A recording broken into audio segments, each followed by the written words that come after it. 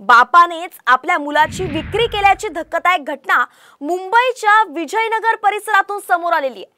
पत्नीच्या मृत्यूच्या अवघ्या काही दिवसांतच मुलाला त्याने विकलेलं आहे। उत्तर प्रदेशातील दाम्पत्याला 1,60,000 मुलाची विक्री केली आहे आणि या प्रकरणी पित्यासह 4 जणांवरती मानवी तस्करीचा गुन्हा दाखल करण्यात आलाय। तर वडाळा पोलिसांनी चौघांना अटक सुद्धा केली आहे।